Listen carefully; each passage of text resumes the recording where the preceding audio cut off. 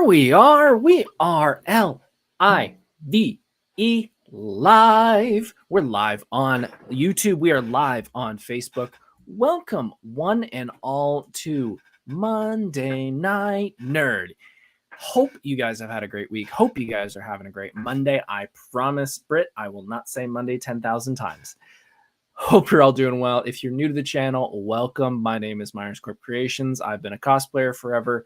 I have been a nerd forever, and we're here to talk about nerdy stuff. Tonight, specifically, we're going to be talking about, well, in the main event, we're going to be talking about, sorry as I take my shoes off. I should have taken my shoes off earlier, but my feet are just sweating now. That's gross. Anyways, we're going to be talking about finding a new dream. You know, it's an odd it could be an odd subject that people don't really understand, but when I was growing up, I was told I was going to do something with my life. I was told over and over again by everybody in my life that this is what was going to happen. This is the path you're going to go down. And I realized that wasn't the right path, and I wasn't supposed to go down that path. And we're going to talk about that and all the signs, and maybe this will add some value to your life, and maybe this will help you be able to realize that maybe you're destined to do other things and something that's bigger and better for you.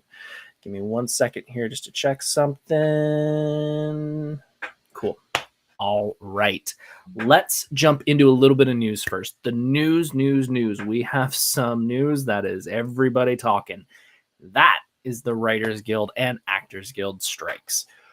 Oh boy. So let's try and give a little backstory on this. This is going to take up a little bit of time. So the Writers Guild has been on strike in Hollywood and across North America for months now. I believe it's been about 3 months of being on strike. And recently, last week, the actors have now joined that strike against the studios, basically wanting fair pay. The AI problem is becoming even more prevalent now with ChatGPT and so many other things.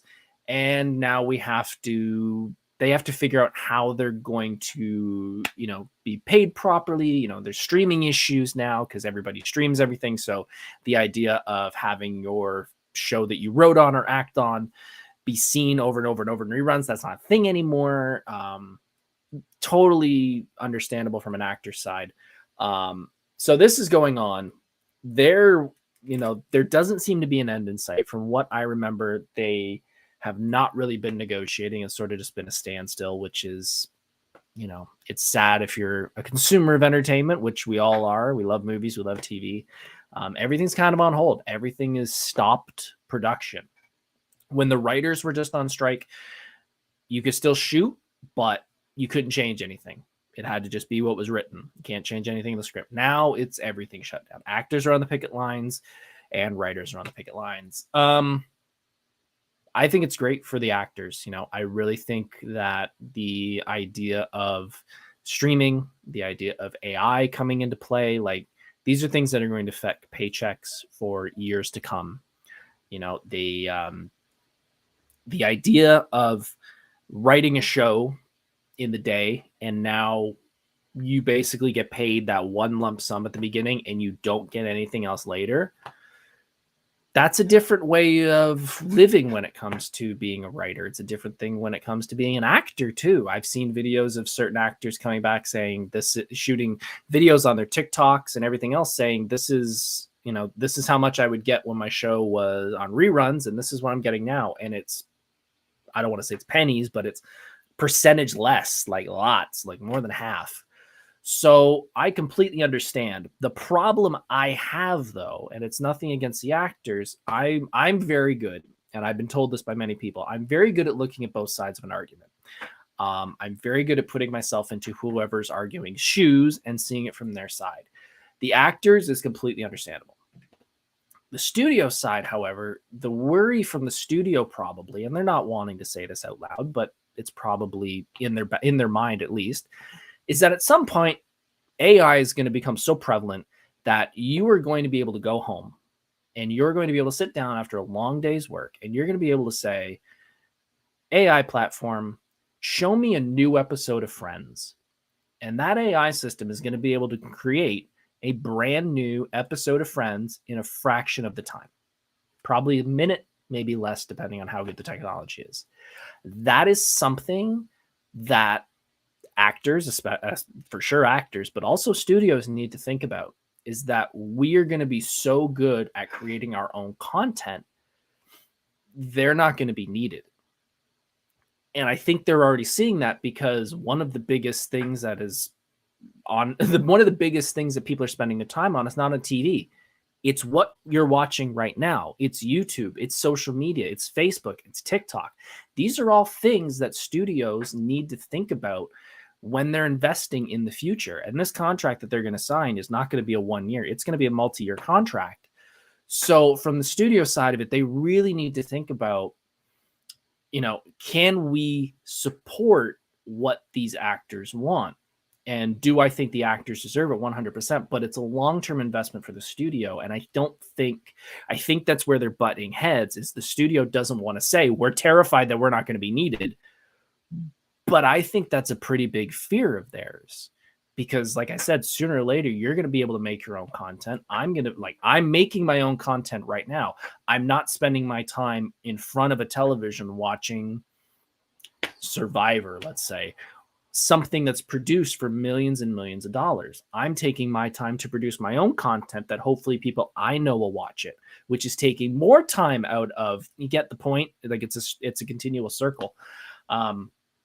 But that's definitely a problem that I think the studio is trying to think about. And Fran Drescher, who is the nanny from the TV show The Nanny and is the head of the Actors Guild, she went out in front of the press and said, the studios need us. And I 100% agree with that. The problem I have, though, is, will the audience need you? Like, is it going to come to a point where you're not going to need the studios?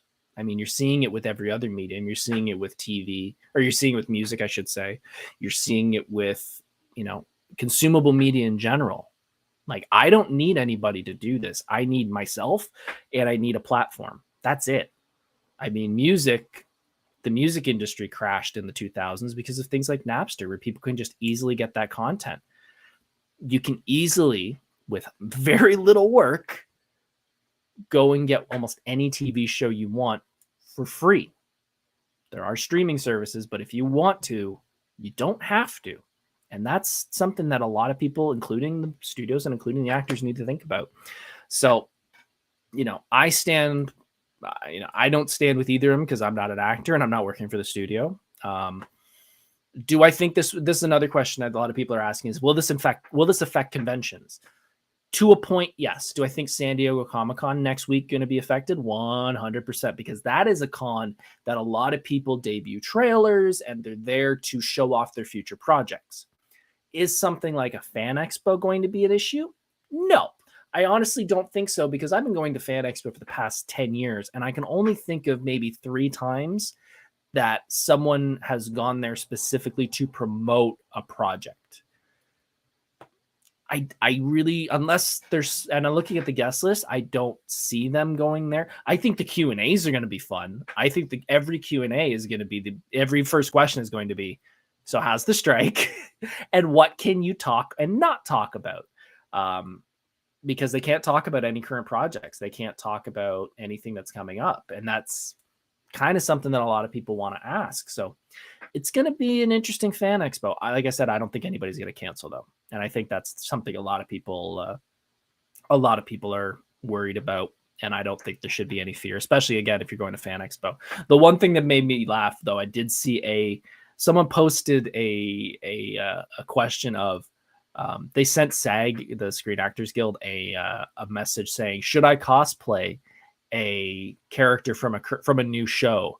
And SAG said, no, we'd rather you not cosplay something from a future show that hasn't been created yet. Personally, I think that's a little bit of a stretch. I think that would be a perfect world for them where absolutely nothing is mentioned. As a cosplayer, if I've built something 3/4 of the way and it's, let's say it's the new Deadpool, if prime example, there are going to be a lot of Wolverines based off that art, based off that photo at the conventions this year. And I don't think anybody who's a cosplayer, unless they really don't want to do anything that could possibly get them in trouble, I think you're still going to see 1,000 Wolverines. Like it's going to happen. I think if you spent the time and the energy into that costume, you're going to do it. So, personal opinion, I'm not going to, but that's me. Speaking of costumes, this is a good segue into my next issue, let's say. For those who have watched the episodes in the past couple weeks and have been on my social media, I have ordered a new cosplay, and that cosplay was a Spider-Man suit. I am going to be Spider-Man this year at Fan Expo. Maybe. So I'm not going to say who I ordered the cosplay from, because I don't want to be that person to slam them. I ordered the suit in April. It arrived last week. It's been 3 months to make a suit. The shipping / making description on their website said a month, and shipping should be, a week or two because of where they are. They said custom is going to be a little longer, which is obvious. The design was one of theirs. It was not a standard suit that they made, but they do have a suit portion of the website. They have a design portion with all the mock-ups. After 3 months, it arrived and it's missing a piece. And it's a Spider-Man suit, and it's an important piece. So I'll let you kind of put two and two together what that is. Oh, screw it, I'll say it. It's missing the mask. I asked for a detachable mask, and it did not come with a mask. And I paid for the lenses, the Spider-Man lenses, and they were not there either. Which, after 3 months of waiting and asking them twice about how long it was going to take to arrive, and the first time being at the 1.5 month mark and being told it would ship in a week and not ship for another 1.5 months, and I just messaged them again as like the day before the second shipping thing came through, or the shipping thing finally came through. It arrived last week and it did not have a mask. The suit fits fine. I will fully admit the suit fits fine. I got my Green Lantern one from another vendor, and for those who've never ordered a suit before, you can get rubber soles on the bottom. So when you're walking around a convention, you're not sliding all over the place and you're not ripping up the bottom. The Green Lantern one I have, it's got little like hexagon things on the inside. So when I'm stepping on it, I'm not stepping on something flat. I'm stepping on like hexagon pieces, which is a weird feeling. I thought all suits were like that, but this one is a flat surface and it's so much better to walk on. So maybe I just got a weird suit. Anyways, but the suit fits fine. The suit is great. I will fully admit, for those who don't know me, I have small hands, which when I heard a former president being made fun of it, I'll admit it kind of got under my skin a little bit because I have small hands. So when I put the glove part on, there is a little bit that sticks out at the top, but that's just, I can't be like, can you make small fingers? Like that's just a little too nitpicky for me. But other than that, the suit fits great. I've contacted them about the mask. They said it just didn't get shipped. And then when I asked them when it was going to ship, I haven't heard anything, and that was about 3-4 days ago. So I'm not sure if I want to message them again because I don't want to be like overburdened and overbearing, but I also need a frickin' suit.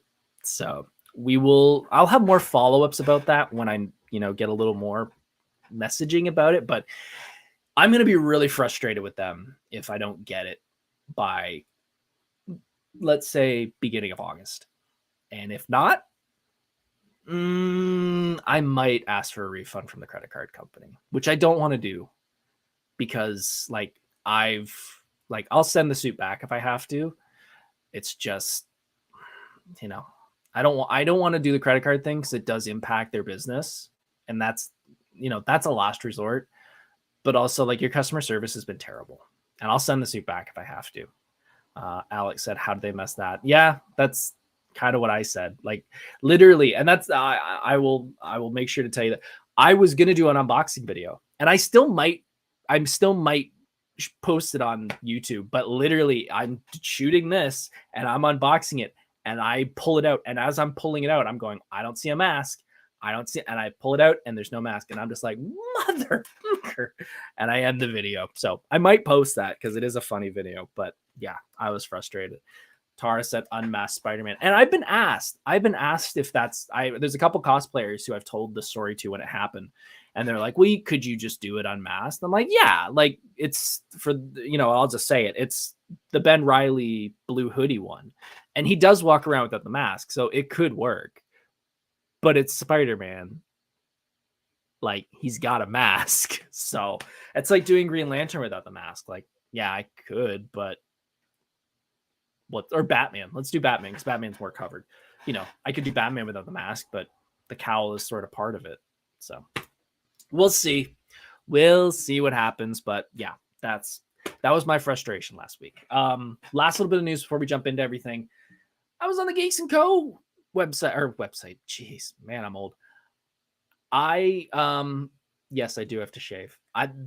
Side note, Alex, you were so right. I can never decide what I want my facial hair to be. And it honestly, most of the time goes along with whatever cosplay I'm doing. I used to have sideburns in high school that were like, what angle am I looking at there? They used to be like right down here and I loved them. And then when I started working at Tim Hortons, I had to shave everything. And I've never been able to figure out what I want to do since. I've done the sideburns again and it doesn't work anymore.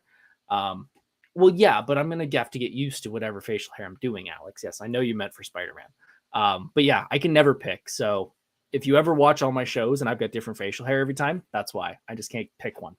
I was on the Geeks & Co. podcast last week, and it was a blast.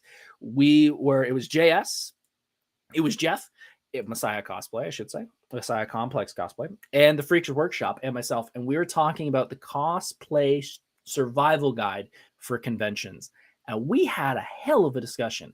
We were talking about all things as a cosplayer you need to prepare for a convention because you got 3 or 4 days not around your house probably, and you got to make sure you are ready for many different things, including where you're staying, what food you're bringing, what food you're gonna, not even food, what water, you got a water source, what costumes you bring in. Are they, appropriate for a con? Because some of them have big giant wings and they like to hit things if you're walking down an aisle. So it was a great episode. Go check out the Geeks & Co. guys and gals on their YouTube channel. They have got 100th episode coming up in the next couple weeks. They are taking a short break for a little vacation to get ready for that and Fan Expo. So I think it's in 3 weeks, 4 weeks around there. Check out their Geeks & Co. on social media and anywhere you find podcasts because they do a heck of a job. And yeah, it was a fun episode. I think that's it for now. I think that's it for news. We've got a big topic ahead of us. Let's jump into the sponsors. As always, if you know me, if you've been on the show before, my sponsor, as always, I don't know what that was, is my wife. My loving wife. I love my wife so much. I can't talk enough about her. I would not be the person I am without her. You guys are probably sick of me saying it, but you know what? I'm going to say it every single week because it is the truth. And especially when we talk about tonight's topic, she influenced this so much. And I will explain about that tonight. But hun, thank you for everything. I love you. Greatly appreciate it. We had a great date today. We had a great lunch date today. She is on holidays. I'm on holidays. And we went and got some vegetarian food. I got some. If you're in Hamilton, go to Democracy, downtown Locke Street. They have cauliflower wings, which is, if you've never had, they're breaded cauliflower with whatever sauce you want. I get barbecue. No lie, they're the size of a baseball. They're huge, and they were great. I got 5 of them. That was a half order, was 5. You usually get 10. Oh, they were so good. Kels got 2 extra things of them, and she's going to devour them, and I might steal a couple myself. But yeah, we had a great night or a great day, I should say, at lunch. So, hun, love ya. Thank you for everything. I'm going to sit here and enjoy my Nickelbrook root brewski because I don't drink alcohol, so root beer's my choice. They do a good root beer, too. All right. Here we go, folks. Let's jump into let's jump into a personal topic. Let's talk about finding a new dream. There's a lot of people in here in the chat and who know me who don't know the old me. And by the old me, I mean high school little kid me. A lot of you I've met, through conventions or through working at Toys R Us, and lots of you in the past, let's say decade plus. I was a very different person back in the day, and we're going to talk about that.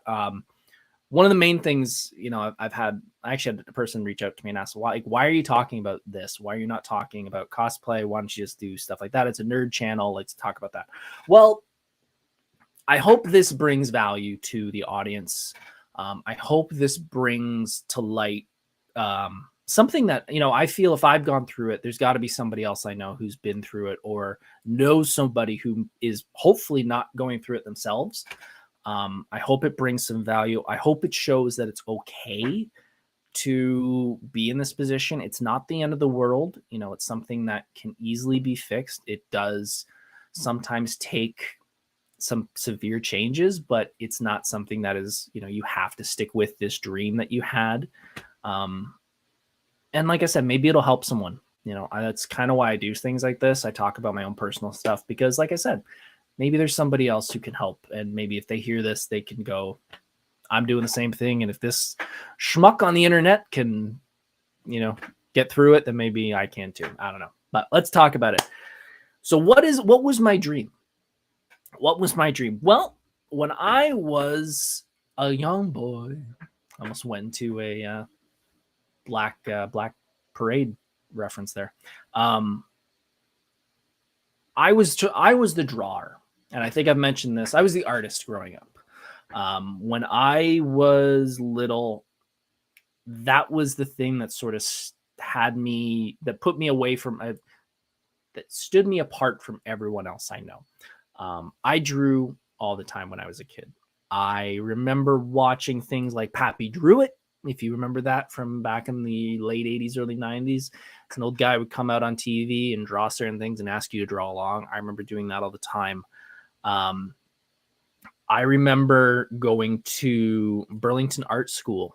If you're in the Ontario area, Burlington, Ontario has the Burlington Art School out in front of just on the lakeshore. And I remember going there many, many classes when I was younger. My mom's boyfriend at the time was very adamant on trying to grow this drawing flower that I had, or this flower, I guess you'd call it, when I was young. So he would sign me up for many classes. The funny part is out of all those classes that I took, and I had to have taken at least 5, 6 growing up, the one that I remember the most was the first one I did, and it was not a drawing class. It was actually a claymation class where we actually built clay characters. We were probably 7, 6 maybe, and we did stop motion movies. And the whole course was building a script, we're 6. And we shot and put audio over this little claymation thing. And I still have the VHS. I would love to transfer it and put it on YouTube because it is one of those few things I did when I was a kid that I'm like, that's freaking adorable and so cool. And I remember it so well, even though I've watched the video, so that probably is helping with the memory, but I remember enjoying that so much. And the drawing part, I don't remember. You know what? I take that back. Just thinking about it, I remember one thing. And I remember one of them was we watched Jungle Book the one day. That was it. One thing. Don Pettit. How you doing, buddy? Welcome to the show. Hope you're having a good day. But yeah, I remember going to I was told, and I have a recollection. Sorry for kicking the cord, folks. I just can't get comfortable tonight. I remember taking these classes, and I don't remember much. Like I besides watching the Jungle Book the one day, I don't remember anything from these classes. And I think that was part of. It was a dream that I don't want to say was pushed upon me, but they saw. It was. I don't know if I felt it. I don't know if I truly felt that drawing would be my future. You know, I remember growing up and seeing things like Beauty and the Beast, which is one of my favorite Disney movies and one of my wife and I's favorite movies, and loving it and going, I want to do something like that, but not really understanding. I gotta quit hitting things. Not understanding. Hi, mom. Yes, I will tell him about Dundas. Um, it was you threw me off there, mom. That's my mom in chat, by the way. Mary is my mom. I remember watching that and going, this is something I really want to do, and this is something I really want. I like the idea of it, but I the execution part was the part that I don't think I ever really processed it.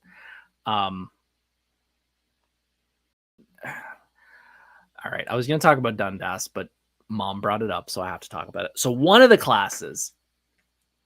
Hi, Alex. Thanks for saying hi to my mom. Mom, that's Alex. Alex, mom. Alex does conventions with me. This is so weird. So the Dundas Valley that my mom mentioned in chat is an interesting story. I don't remember exactly how old I was. I don't think I was 10 by that point. Maybe I was 10. And this was the last course that I was signed up for. And I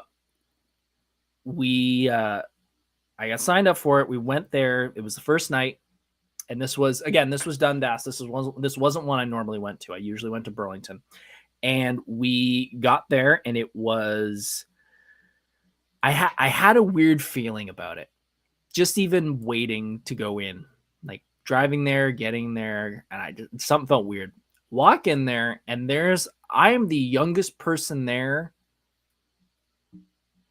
by 30 years. Had to be. And I'm like, okay, this is weird. This is weird. No, you know what? Let's not say 10. Let's say 12. 10's weird. 12 is probably closer. And I'm like, okay, like this is different.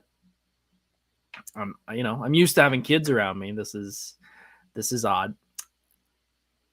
And we're all sort of in a circle with just a platform in the middle. And I'm like, okay, like what are we going to draw? And then a female walks out, stands on the platform wearing just a robe, and drops the robe. And I'm a 12-year-old sitting in a room, realizing very quickly I'm in a nude modeling class. And this nude modeling class is not only awkward as hell because I'm 12, but also I don't draw real life. When I did draw, I drew cartoons. So I'm sitting there going, I can't A, draw this, B, feel really weird here. So I remember giving it my best, and it was so awkward. I don't even think I finished the drawing. And my mom's boyfriend picked me up, and I went, that is the last time I'm going to that class. And I don't know if he got his money back, but I never went back because it was weird. And it was weird for knowing, especially now being 35 that I am now, going like, I was 12 and that happened. Like, and nobody said anything. Nobody. I don't know if they talked to my mom's boyfriend and was like, is this okay? And he said yes. I don't know if no one said anything. But yeah, looking back on it, I have that dog hearing a high-pitched sound of, huh? So, and thus started Mike's interest in Mom, stop. Don't say a word. I know exactly what my mom is thinking. Since I was a little kid in a stroller, I had interest in ladies. That's a story for a future episode, Mom. But anyways, let's get back on track. Wow, that sidebarred so much. So, I remember seeing something like a Beauty and the Beast and going, this is so cool. I remember watching Looney Tunes with my grandmother.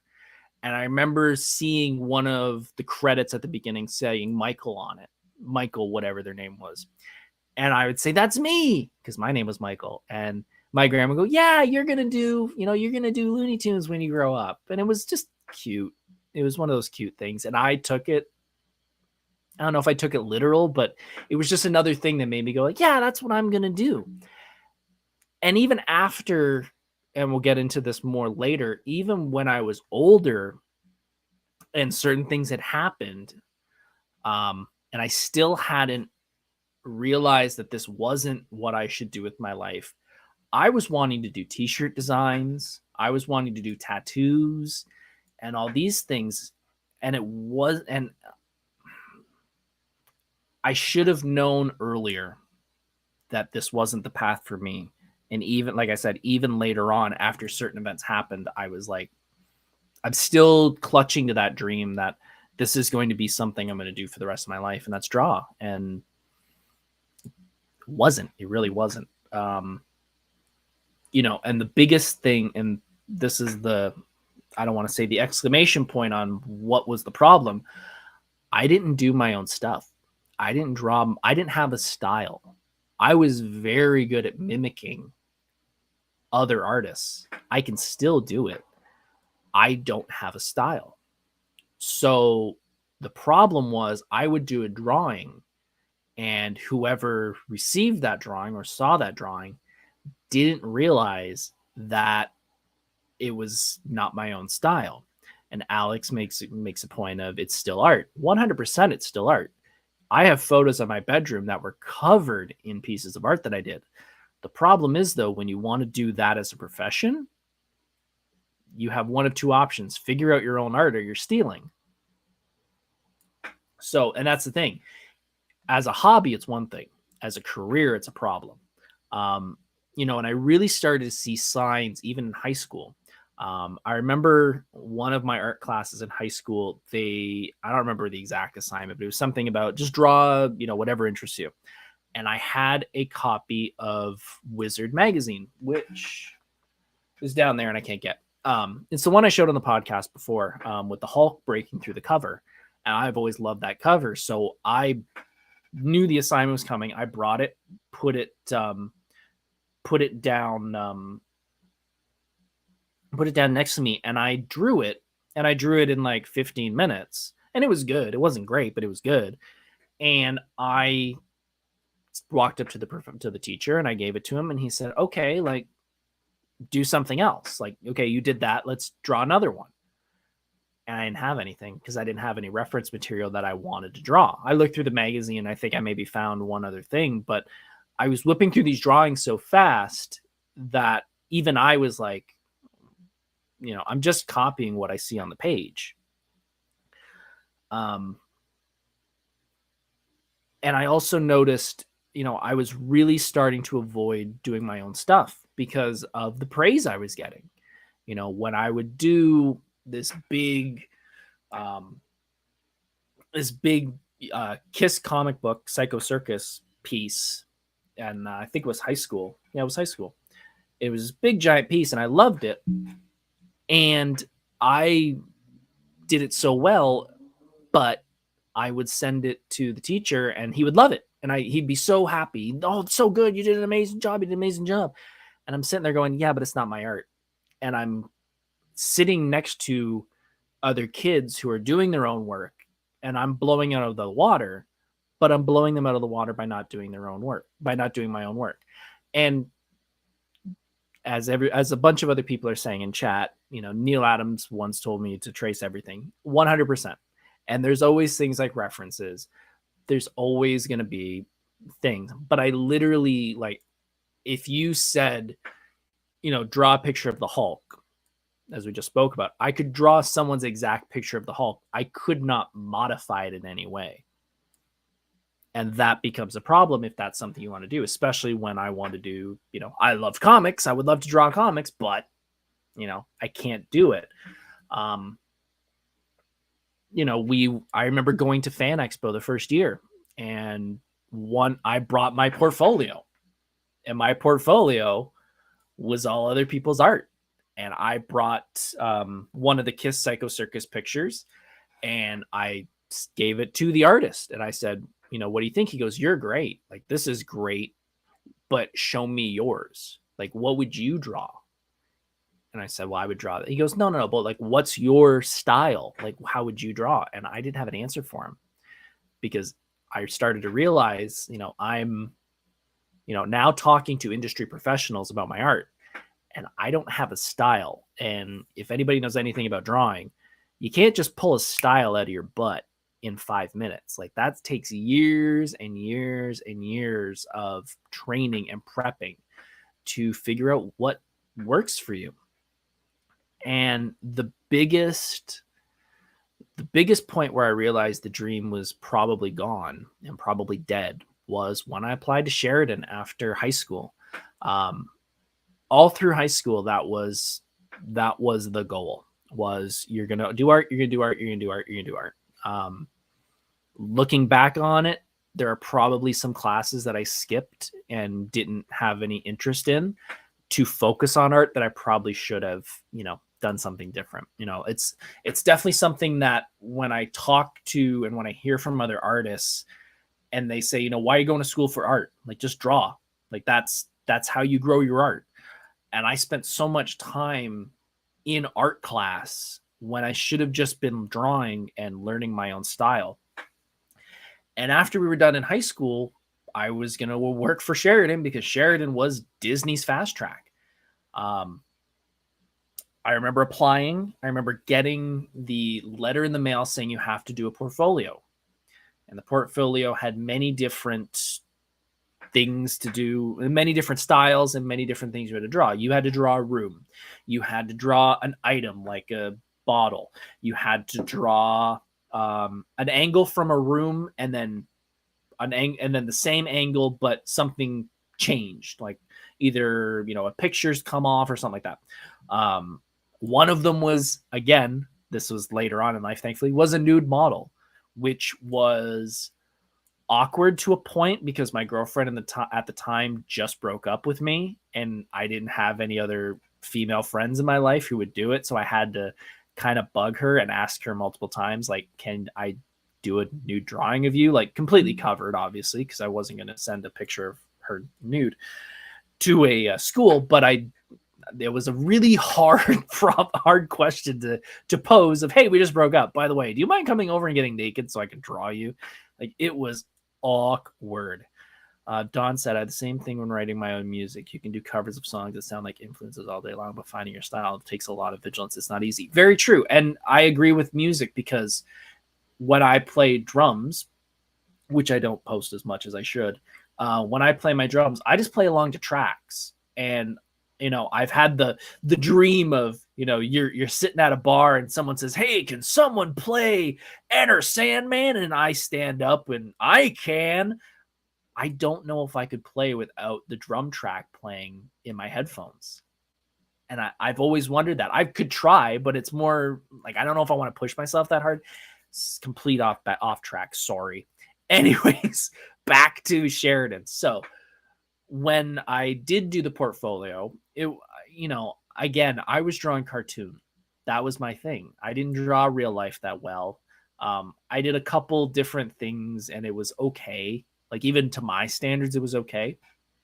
Walking through the campus was crazy, though. Like, we went there and you did a tour of the campus. My dad drove me to Sheridan in Oakville. You did a tour of the campus, and then you dropped off your portfolio with them, and they, contacted you once they've had a chance to review it. Walking through the campus, you saw posters of all these different movies, and we would walk past them, and someone obviously always would ask, what's the significance of the posters? And they said, every poster on here, a Sheridan graduate worked on. And we were like, whoa, because like every Disney movie was up there, every Pixar was up there, Star Wars was up there, everything. So this is a big thing. And after the tour, we kind of sat and just chit-chatted, and I ended up talking to an individual who was applying there. He was probably about my age now. I was 18. He was probably mid-30s. And I said, like, this is really cool, eh? He said, yeah. And and he goes, we were talking about just the portfolios. And I said, first time? And he goes, no, I've actually applied 3 times. I was like, oh, wow. Like, can I see your stuff? And it was out of this world. Like, you could, if he did a picture of, I want to say, a glass of water, and you could reach in and grab that glass of water. It was that real. And at that point, my heart sank because I went, there ain't no way in hell they're going to look at my stuff and say, yeah, him. No way. And at that moment, I knew it was over. Or at least I thought I did. Got in the car, came home, knew it instantly.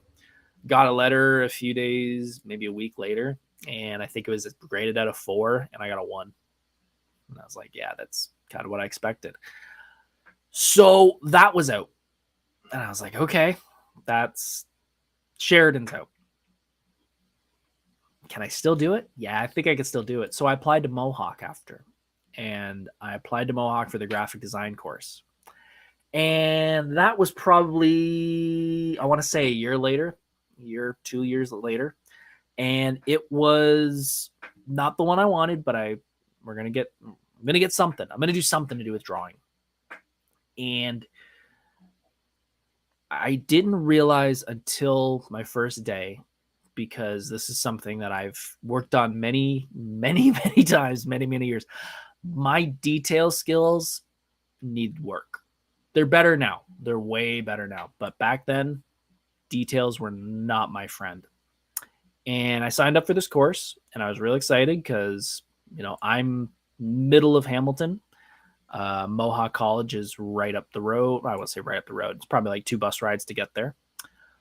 I didn't realize until I started going there, this was actually the Brantford campus. So what was a 2 bus, maybe a 20-minute bus ride, was an hour bus ride every day, there and back. And we got there on the first day, and we started class, and class was boring as hell. And I started to get that pit in my stomach again. That maybe this is a sign, maybe this is, something. We had a class, I can't remember what the class was. Something to do with design. And the teacher asked us what we all wanted to do. What was our end goal? And about 5, 6 of us threw their hands up and said we wanted to do t-shirt design or Disney. And she said, there's no money in t-shirt design, so you're wasting your time here. And if you want to work for Disney, this is the wrong school. You need to go to Sheridan. Okie dokie. Strike 2. Strike 3 came when I realized this was my first time really being away from home. And for those who know me, I've struggled with... Thanks, Edith. I'm sorry you had to witness Brantford every day. Well, that was the thing. I didn't really witness Brantford every day because I would get on that bus, end up at the campus, and even if I had nothing to do until a 2:00 class, I would sit at the campus all day and be stuck in my head. And it wasn't long that I started to have panic attacks. And I didn't want to go to class. And I think I was only there for maybe 3 weeks. And I started to have panic attacks. And I stayed home. And I stayed home. And I stayed home. And I realized within no time I had missed a full week. Then I had missed 2 weeks. And I realized very quickly that that meant I'm pretty far behind. And I doubt I'm going to be able to come back. I don't want to... I'm not blaming this person, but also my girlfriend at the time was really wanting to... was not... I wouldn't say not a fan, but if I would rather just sit around with her, she was happy with that. So I don't want to blame her for influencing me to stay home, but it was hard to say no when you got a girlfriend that you really like and she's saying just stay home. So but I ended up dropping out after about a month. And that was the final straw for me. I went, okay, this isn't going to be a job. It might be a passion, it might be a hobby, but it's definitely not going to be a career. And I also had the realization of, do I want to do this every single day of my life? Do I want to wake up every single morning and do I want to draw? No. So what do you do when you were a little kid till now, be told and shoot towards a goal and realize within a span of a year that goal ain't going to happen? You don't have many maths or sciences or anything like that that can get you into other courses. Your English meant, even English I really didn't care about because I was drawing. Why do I need English? Looking back on it, that was a stupid move on my part. And it was scary. It was really scary because, I wanted to try maybe tattooing, maybe that little, tattooing. And then it's a realization of like, no, because again, it's not my style. There was definitely a little bit of panic, a little bit of who am I? I'm the artist. I'm the drawing guy. Who am I without that? All my friends would have art of mine. I feel really bad, and whether you all say I should feel this way or not, that's up to you. I feel bad that there are people out there with other people's art on them that I've claimed as my own. There are people that have asked for tattoo designs and I've completely copied other people's art and said it's mine, and they've got it tattooed on them. And I feel bad for that because I lied and now they have that on their bodies. And yeah, I feel bad because, and even as you've said in the chat, mimicking other artists is still art. And I completely agree. It is still art. I should have been a little more forthcoming about it and not claimed it as my own, which I did on a few occasions. And it, going back to the sponsor of the show, I have something in my throat. The person who called me out on it, and the first person to call me out on it, and I think that was either from them noticing it or I don't know, being the first person to be honest. I don't know. I don't know who knew, so I can't say whether people should have said something or not. First person to call me out was my wife. First person to call me out on it was my wife. And that was the ultimate pill to swallow because now someone noticed. I could fake it till I made it. Now someone can see through me and see that I'm BSing when it comes to my art. I remember showing her, I can't remember what the drawing was.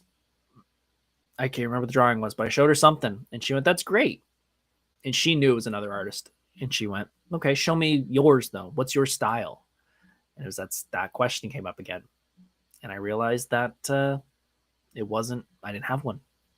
I didn't have a style. And that was tough.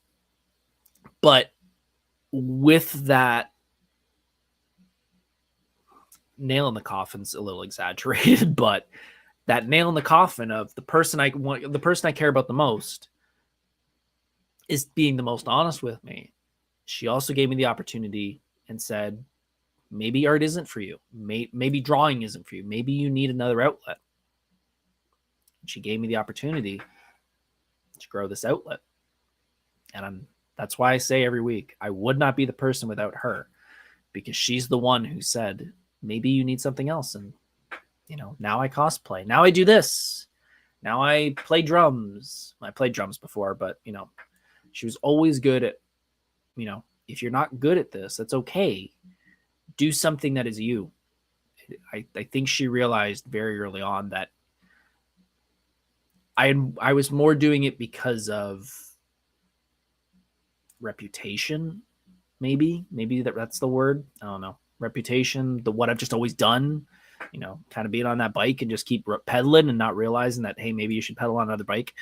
I don't know. But it was because of her that she was able to let me grow in another way. And with that, we're going to end this episode. And spoilers, we're going to do part 2 next week. And part 2 is the realizing that I have a dream and I have a better dream. And I'd actually been planning it without even realizing it. I had done things in high school that, wow, the art was the main thing. I had a backup plan and I didn't even realize it was a backup plan. And that was drama class. And we're going to talk about that next week. We're going to talk about my fun that I had in drama class and what that has allowed me to do this and cosplay and perform. And spoilers, if you're a Star Trek fan, I actually went to high school with a cast member from Star Trek. But we're going to have to talk about that next week. Thank you all for joining us. I don't have any questions tonight because I felt weird if we did questions after something so personal. Next week, we're going to, like I said, talk about my time in high school and drama and getting out of my shell and all the fun of that. I have some fun stories about one of my best friends killing himself in every single play we ever did. We're going to talk about, like I said, I went to high school with a cast member from Star Trek. We're going to talk about what else? Wow. We're going to talk about the 2 people who influenced me, who I have to thank so much for being this outgoing and allowing me to grow that part of me. But yeah, we're going to talk about all that next week. We're also going to do a possible, I hope, I've been told I'm getting something, a giveaway next week. We're going to do that. I might just do it on social media. I might do it here, but I'll announce it next week. And lastly, I talked about this on the live, and I'm going to mention it here. We might be having a name change. I'm going to think about this, but we're not changing Monday Night Nerd, but I might be changing. And what I might do is I might be changing my Myers Corp Creations name. And the reason for that is actually it came to my attention. I work in marketing. And I should have seen this coming, and I'm an idiot for not realizing it. In marketing, there's a thing when you're doing stuff online called search engine optimization. And that basically means you do your best to get in front of the audience through the search terms that people are using. I was on Threads yesterday, 2 days ago, actually, and I was looking for other cosplayers. And I typed in cosplay, and a whole bunch of people came up. And I did not come up. And I went, okay, let me type in cosplayer. And cosplayer went through a bunch, and I came up. And that was because on my Instagram, I have Myers Corp Creations, line cosplayer nerd. Well, what that means is that if anybody's searching cosplay, my name's not appearing. That's a problem if I want people to join us here on the show and follow me on Instagram and all my other social medias and get to know me and blah, blah, blah, blah, blah. So there is a good possibility that Myers Corp Creations is going to go away and it is going to become Myers Corp Cosplay. And the original reason I chose Creations was I wanted to do more than cosplay. I do more than just cosplay. I realize now I'm pretty much a cosplayer and I need to embrace it, especially because that is the main thing. I've also been on the Geeks & Co channel, and they have said Myers Corp Cosplay a few times, and there's probably a reason for that. And I don't mean it that they're poking at me telling me it. I think they're just saying it because that's what most people have as their name. So I'm going to take a week to think about it, but there is a good chance in the next little while Myers Corp Creations is going to go away, and it's just going to be Myers Corp Cosplay. Everything's going to stay the same. All the channels are going to stay the same. The name's just going to change, and the logo is going to change. That's it. But Monday Night Nerd is still here. Monday Night Nerd is going to continue. I'm going to still be here every Monday night, and hopefully you all will be here, and hope you guys will be here next week. I hope you guys had a great evening. I hope this helps. I hope you guys took some value from this. I hope you guys, if you know anybody who has been in a similar situation, or if you've been in a similar situation, it's okay. It's okay to be, 35 now, and you want to change and do something because you don't feel it's you. It's okay. It's perfectly okay. It's perfectly normal. You have so much time. We're still babies. we're still babies. You know, by the time medical science gets to the point where we're 80, they're going to be so close to making it where we're going to be almost, we're never going to go. So I know I got tons of time, and I'm glad I made this change because I met great people like you, and I met great people through the cosplay world and on here and everything else. So it's okay to change. It's okay to fail. We'll all get through this together. Have yourselves a great night, folks, and I will see you all on social media through the week, but I'll also see you next week for part 2 of how to find your new dream and the dream that I get to enjoy now. Have a good night, folks. Talk to you soon. See ya. Hey, thanks for watching Monday Night Nerd. If you enjoyed this content, please hit the subscribe button, like this content, and follow on social media for even more nerdy fun. See you soon.